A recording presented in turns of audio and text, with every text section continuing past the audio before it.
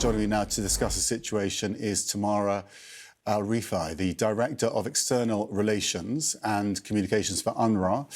It has over 1,300 staff in Gaza. Tragically, it says 180 of them have been killed in the current conflict. I mean, as an organisation, the amount of pressure you're under is extraordinary.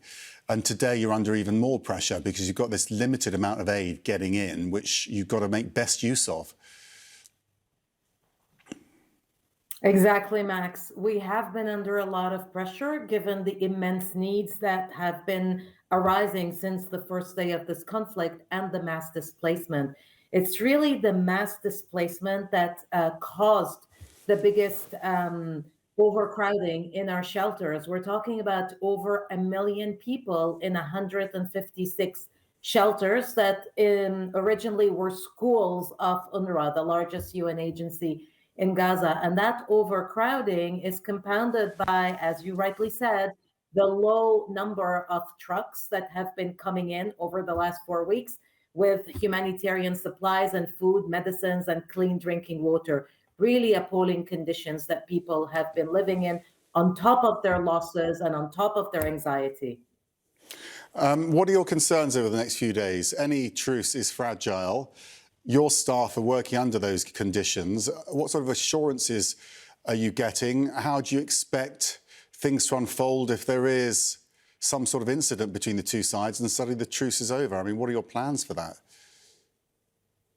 Let's say that we are truly hopeful that the pauses will last for 4 days, which will enable additional trucks and additional humanitarian supplies to come in, but also which will enable us to be able to move safely and freely across the Gaza Strip, particularly to the north. We have not been able to assist people in the north of the Gaza Strip since the beginning of this conflict, and this has caused immense disarray and immense chaos in the north.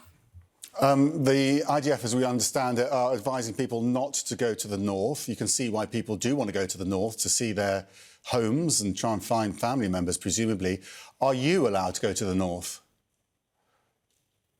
We are trying to go to the north because we still have over 60 schools turned shelters, sheltering around 160,000 people. So we have to be able to deliver wheat flour, clean drinking water, and medicines in these shelters. But speaking of what you just mentioned, most of the people have been displaced from the north.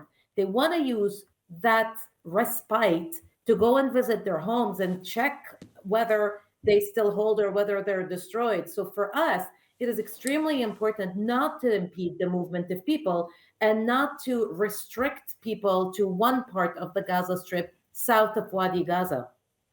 But that's what they're doing, and that's what they seem pretty insistent on. So, I presume you're unable to appeal to the Israelis to change that. We are appealing, actually. We are in daily contact with the Israeli authorities, and we're also working through partners, governments that are in close contact with the Israeli government, such as the US, in order for us to reassert that we have a very strong position against forced displacement, and people who left parts of the Strip are entitled to go back and see what has happened to their homes and their loved ones.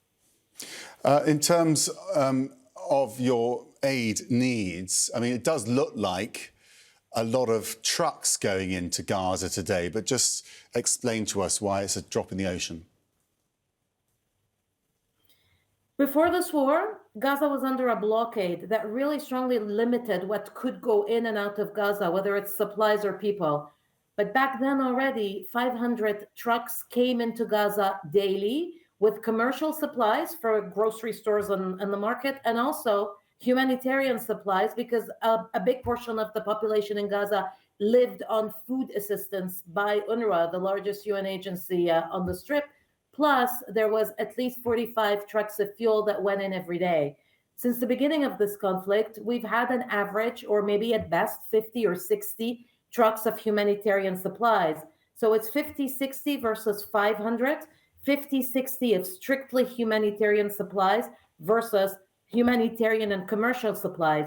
We are calling for an increased number of trucks and supplies including commercial, because we are witnessing the collapse of the private sector. So there's nothing in the grocery stores and the supermarkets. And we believe that a humanitarian approach alone is not sufficient for 2.2 million people. People should be able to go to supermarkets if they can afford it, while those who can't will continue to rely on food aid. So we welcome the news of an increased number of trucks. We're able to absorb ourselves to handle 200 trucks per day, but really that baseline from before the war was 500 per day. Tamara Alrifai, really appreciate your time today. Thank you for joining us from Amman in Jordan.